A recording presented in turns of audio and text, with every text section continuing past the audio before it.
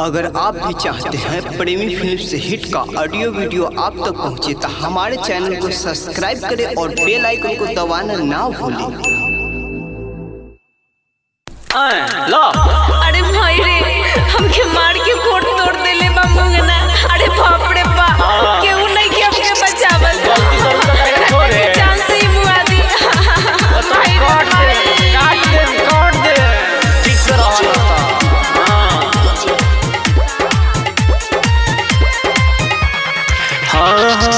जब से अइले हक के कमाई सैया के रोहन हम काथी बताई। माई रे माई, जब से अइले हक के कमाई सैया के रोहन हम काथी बताई। घर के सामान सारा चीज दिल बाई सखी, घर के सामान सारा चीज दिल बा। बंगली मिया के चलते पियावा पीट दिल बा कि सवतीनिया के चलते मना पीट दिल बा कि बंगली मिया के चलते। अरे बाप रे बा,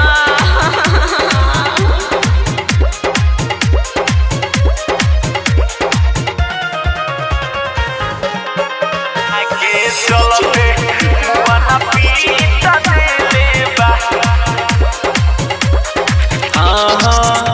खाले न खाना मुआना फोन बती आवेला। हम कुछ बोलीले तो हमके लती आवेला।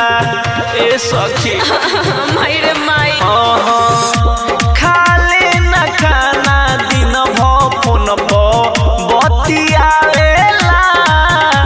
हम कुछ बोलीले तो हमके लती आवेला। कौन बुद्धि से पियावा के जीत ले बा, कौन बुद्धि से पियावा के जीत ले बा। बंगली मिया के चलते पियावा पीट देले बा कि सवतीनिया के चलते मुआना पीट देले बा कि बंगली मिया के चलते।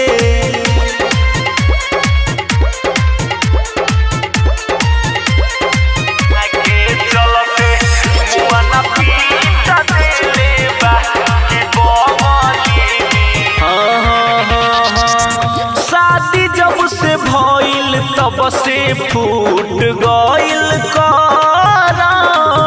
केतनो समझाई बाकी पियावा बाबे सरम। अरे बाप रे बा, शादी जब से भइल तब से फूट गइल करम।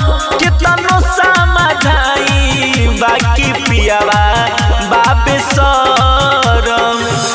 संजय प्रेमी कहे चीट कइले बा, भूषण ऋतिक कहे चीट कइले बा।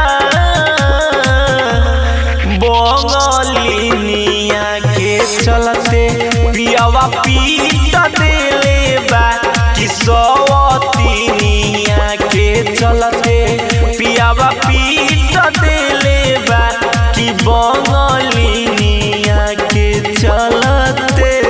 प्रेमी डिजिटल रिकॉर्डिंग स्टूडियो सीभर। कॉन्टैक्ट 9304977188।